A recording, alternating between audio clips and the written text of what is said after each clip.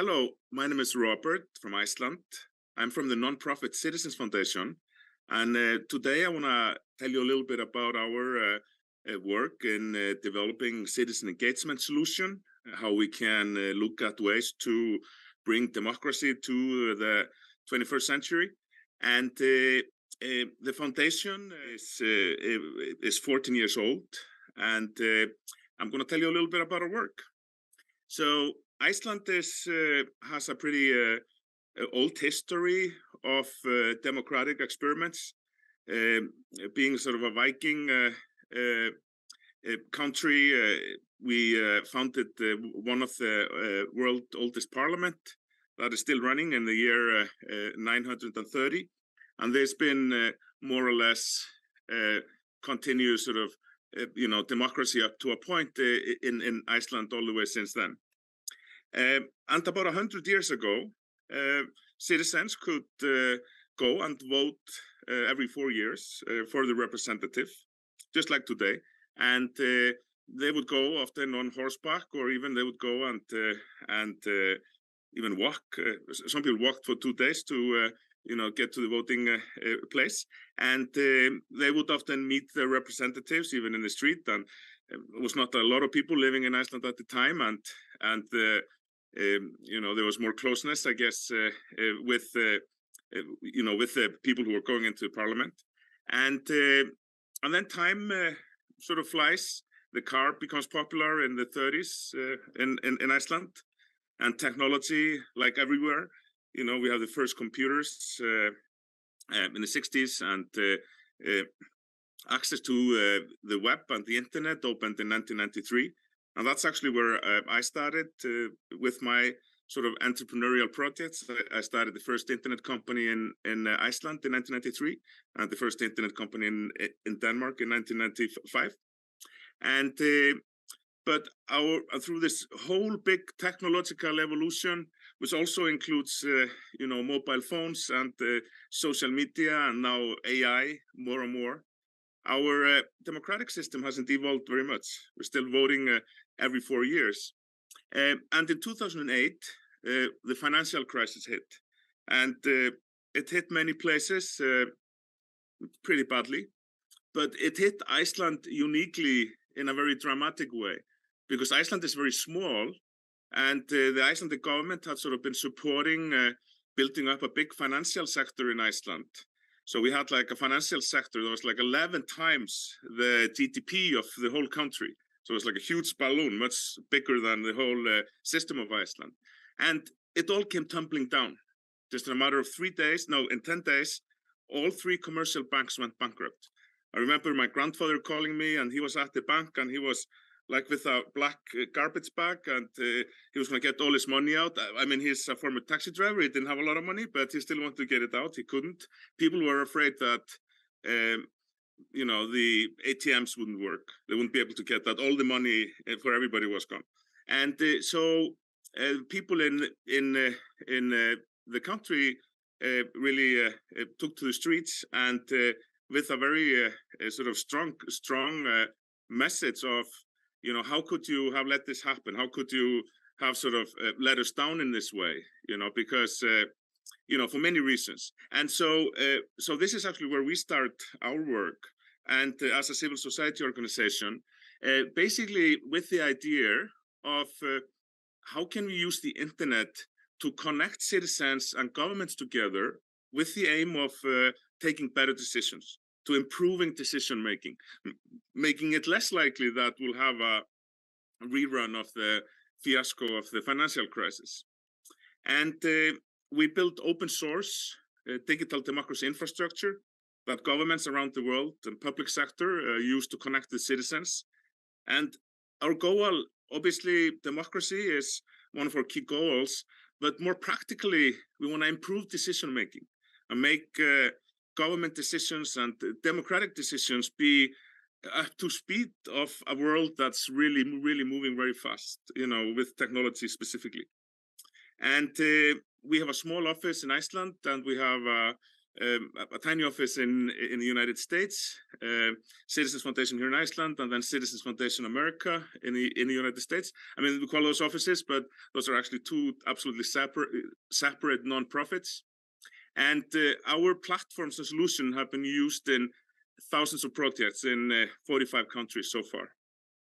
Some of our key partners include the City of Reykjavik, Scottish Parliament, City of Vienna, and many, many others. We have many open source solutions that we develop. And open source means that anybody can use the software, anybody can change the software, and it's very good as a democratic, sort of method of developing digital democracy, because we want our new digitally transformed democracy to be public and publicly owned. That's really important in terms of how do we increase trust in democracy, and our belief is that it should be as much publicly owned, and open source is a great solution for that. It means that anybody can review the source code, if it's a voting system, whatever. And we have your priorities is sort of our main solution, which is all about idea generation and then having a thoughtful deliberation about policies. And I will focus on your priorities in this presentation, but we also have open active voting, which is like a gamified budget voting civic education app. We have open active policy, which is sort of what we call a deep policymaking gamification framework, which has been used, for example, to create a game called Make Your Constitution, which helps citizens to understand the process of constitution making.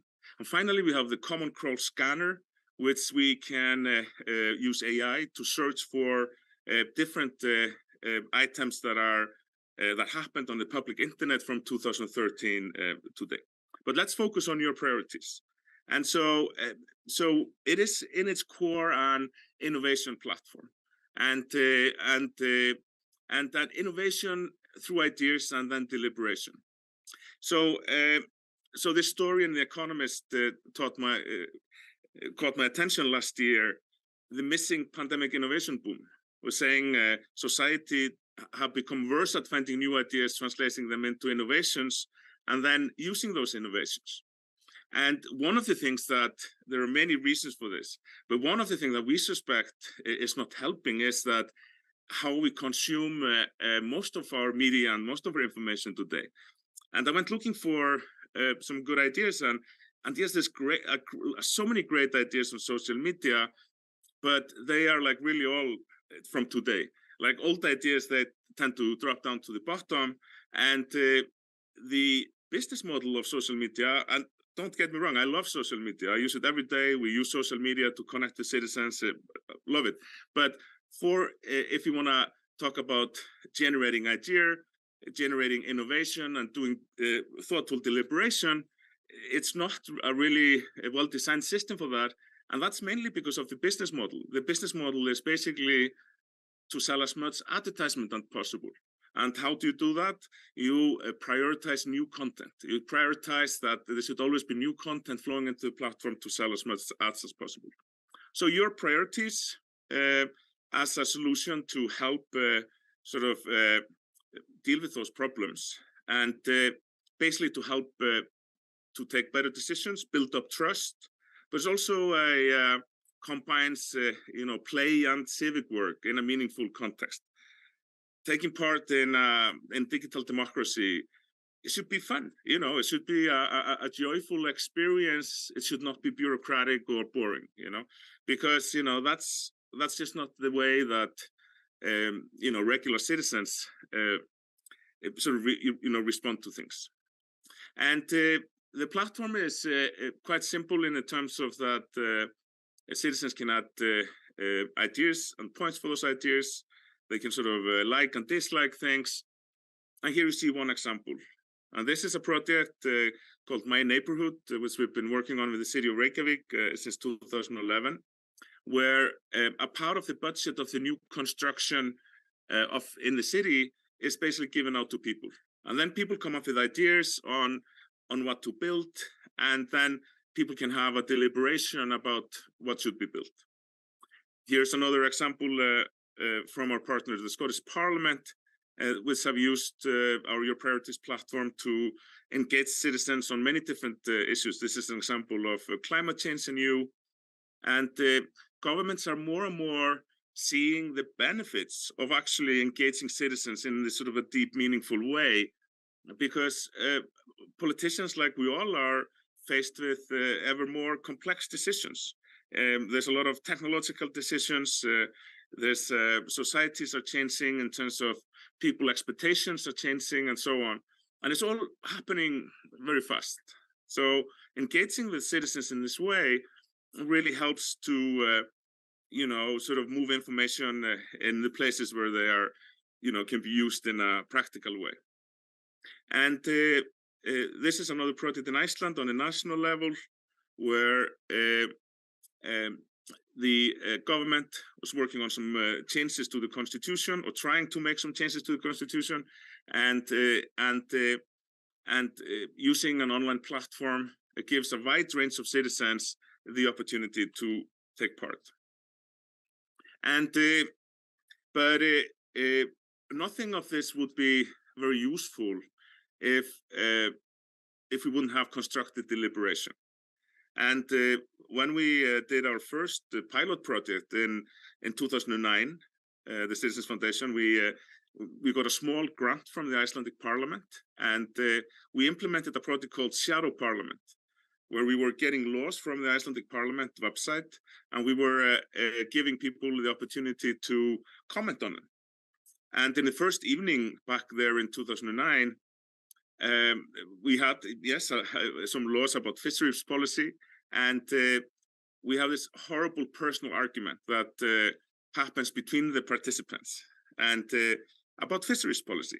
And they were not even talking about fisheries policies anymore. They were just like, having a go at each other on our website. And I looked at my co-founder, Gunnar Grímsson, and we sort of looked at each other and said, oh, great, we created one more place on the internet for people to argue. But so from that day on, our mission was, how can we solve this? How can we have a constructive deliberation online? So what we come up with is a solution that makes it very impractical to argue. For example, you can't comment directly on other people's points. You have to write standalone counterpoints, and it encourages a rational deliberation. And we have an idea, and then we ask people, help us to come up with the pros and cons of this idea. So we are sort of nudging citizens into a more of an evaluation mode. And actually, surprisingly, many people put both points for and against the same idea. And that seems to be quite a universal sort of way of thinking about things, is that you have an idea and then you weigh the pros and cons. That seems to be in our platform, been used in 45 countries, and that seems to be sort of resonate with people. But also we have the minority and majority views have equal weight in the user interface, which helps facilitate consensus. And here's just an example. You have points for, points against, and on mobile you have the points are interleaved. So you have point for, point against, point for, point against. So it's like maybe you've heard of the thing called echo chambers online, like with social media, which means that you only see content that you agree with, because that's how some of the algorithms work. This sort of deliberation system is sort of the anti-echo chamber. We literally design the software and the website to, so you have to see the points from the other side. You can't go through, you can't keep on scrolling. They're right there always. And also quite often we have minority viewpoints, even if there's like like hundreds or 1,000 people who support something and only few who don't support it. Often the information provided by the person who doesn't like it is important. Maybe only a very few people see a critical flaw in an idea that then often can be fixed. So the idea gets better through this sort of a deliberation, because it's not about just having we should do this or we should not do this. It's also about sort of melting the idea, making it better as it sort of goes along. We have, over the years, focused quite heavily on artificial intelligence as features in our solutions, with the aim of empowering citizens democratically with artificial intelligence. And we started out almost 10 years ago with machine translations. So in the city of Reykjavik, in like 2013, 2014, we had a huge boom in tourism after certain volcanoes, made Iceland a big tourist, destination. So during those years, 2013, 2014, we had so many people, thousands of people moving to Iceland, like from the European Union area, for example, to work in the tourism industry. And they were all often here for years. So the city thought it was quite important that they could also participate in the local democracy. And obviously, we agree with that. So, for example, there's machine translations. People can have take part in any language they like. That we can mix many languages together. And back in 2014, like machine translations, like Google Translate, I mean, they were not that great, but they worked. They got like the information to people. I mean, today, even Icelandic between English and Polish and many other languages is really, really good. It's almost flawless. There's like speech to text, so people can speak in their ideas, especially, important for some disabled people. And then we convert the speech to text using artificial intelligence. Even if the debating system has a lot of it produces very little toxicity. We still have AI that monitors everything. So if there's a personal attack or something like that, then an administrator gets an email and there's like a zero tolerance policy for that. But that happens very rarely due to the design of the debating system. And then we're working on an AI-powered chat system, which we can sort of talk to the information, and that's going to be released next month.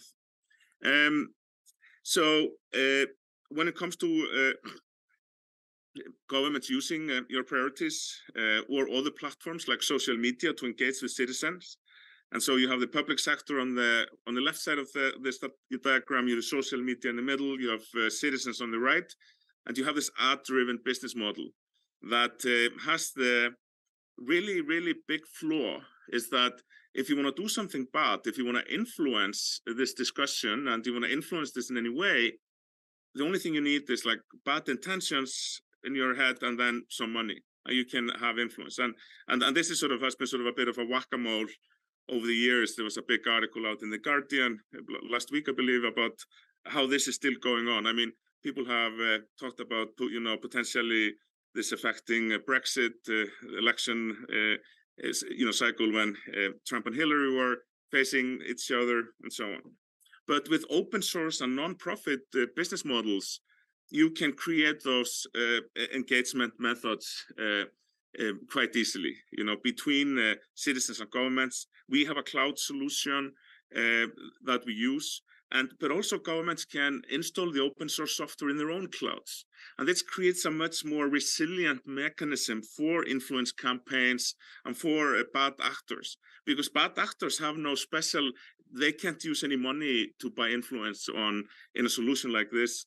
And the decentralized nature of it being that governments can, in different places, can be running different instances. It also makes it more resilient. Our platforms have got really great independent reviews recently. We got the top score of 94% in the 2022 Digital Democracy Report. We were also listed at the top of the list in the OECD guidelines for citizen participation processes, but many other great tools also on those lists. And we are certainly not the only open source sort of non-profit tools available for citizen engagement. There are many other great tools. And just a couple of projects here towards the end. So Better Reykjavik, this was our first sort of big hit, if you like, where we have now over 40,000 users that are registered. And the city uses it for participatory budgeting, like we talked about before, but many other type of projects, policy crowdsourcing, some more funnel-related projects, and so on. This is sort of the front page of the participatory budgeting project, My Neighborhood, and where we have record-breaking numbers every year. This is actually from a couple of years ago. We had 1,300 ideas, and last year we had 1,700 ideas. And I really like this map of ideas. This is like the location of the ideas that citizens put in. because this sort of more or less draws out the boundaries of municipality. So there are ideas everywhere. It's so accessible. The city has used the platform for the Reykjavik city education policy until 2030, for example, and then allowing citizens to join the process of making the new policy in two stages. First, at the beginning of the process, to get sort of the high-level views, and then towards the end of the policy-making process to get some details on implementation. And this is very popular and really gave the public a great sort of interface to have real positive impact on the education policy. Obviously, education policies affect us all. And this is our Better Iceland website, where we have now 18 other municipalities, so including all the biggest municipalities in Iceland. So it's now our open solutions are now like population-wide, where over 90% of the population in Iceland has access to citizen engagement through those sort of tools. In Scottish Parliament, they have done many projects using our platforms, just depending on what's happening in the Parliament. City of Vienna uses the platform for all sorts of well, at first this project of participatory budgeting for young people. We do many projects with the World Bank. This is a Romanian startup ecosystem project.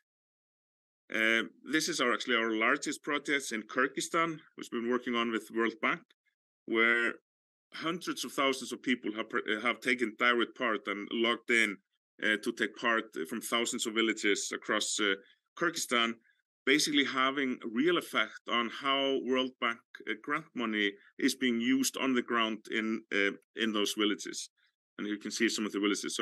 So it is by far our sort of there's literally tens of thousands of different sort of engagement groups, as a part of this project. And there's a great case study out on peoplepowered.org website, which goes into detail about how this digital platform has boosted participation in Kyrgyzstan. And the health ministry in Kyrgyzstan also is using the platform first to fight COVID disinformation, now for general health engagement. We've done projects in Africa. This one, for example, Multi-City Challenge Africa. And the same, the pros and cons, they're always working very well. It's a project in Sudan, which was called Get Back to School after the first COVID wave, where the platform helped connect the teachers and students and parents and the government together to come up with plans on how to safely restart the school system after the first COVID wave in Sudan. So the key outcomes, basically collective innovation for a more complex world, and we have increased civic knowledge and more public acceptance. People are working together. And what have we learned? So participation must be fun. I mean, you can't, nobody just will participate if it's like it's a huge form that needs to be filled out just with text. It needs to be accessible. The participation needs to be broken into sizable units where people can understand, so when they're taking part, like you can put like a giant PDF document in front of them and expect them to give you comment on that. You want to break your information into understandable, sort of units of understanding, which is actually a great exercise in any case. And you need to reward citizens by actually using the output and from the participation. So we put a lot of emphasis on our government partners is to do the consultations and the citizen engagement at the right time, where there is actually space for citizens to be able to have an influence, where it matters, where it is helpful, where it actually does have a chance of making better decisions. And communication is key. The attention economy is quite brutal. You have to have realistic marketing budgets. So if people don't know about those projects, they won't participate. That's 100%. So this is often a challenge for government, but the benefits are great because you are, by reaching out to citizens, you are also, working with citizens. You are advertising the life of the civil sphere of life. So thank you. and I hope you took some understanding or new ideas from this. If you have any questions, always happy. You can write to me at robert@citizens.is, any questions or whatever. And yeah, that's it for me today, but I'm happy to take questions.